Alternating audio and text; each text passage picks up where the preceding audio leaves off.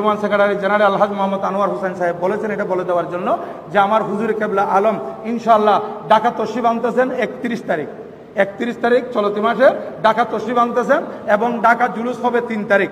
3 তারিখ ঢাকা জুলুস হবে। জুলুসের পরদিন 4 তারিখ বিকাল 4টার ফ্লাইটে হুজুর কেবলা চট্টগ্রাম তশরিফ আনবেন ইনশাআল্লাহুল আজিজ। আমার হুজুর কেবলা পীরে বাঙ্গাল আল্লামা সৈয়দ মোহাম্মদ সাহেব শাহ মুদ্দাজিলুল আলী সাজ্জাদা নসীন দরবারে আলিয়া কাদরিয়া শেতালু শরীফ পাকিস্তান, উনি তশরিফ আনবেন এবং ওনার সাথে আরো 2 জন শাহজাদা হুজুর আলে রসুল আরো 2 জন আমরা পাবো।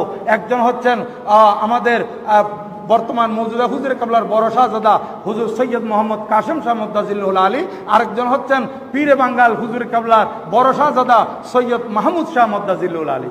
ওনারা 2 জন তো মেহমুদ শাহ মুদ্দাজিলুল আলী, জি উনি আর এখানে আসেন নাই, উনি প্রথম এই বাংলাদেশের মধ্যে আসবেন। সৈয়দ মেহমুদ শাহ মুদ্দাজিলুল আলী উনি তশরিফ আনতেছেন।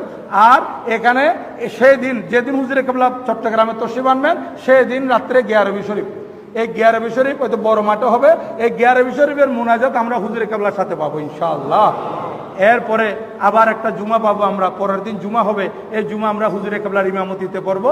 এরপরে ইনশাআল্লাহ জুলুস, আগামী জুমার মধ্যে এই জুলুসের ব্যাপারে আমাদের সেক্রেটারি সাহেব নিজেই ওখানে ইনশাআল্লাহ এগুলো বলবেন।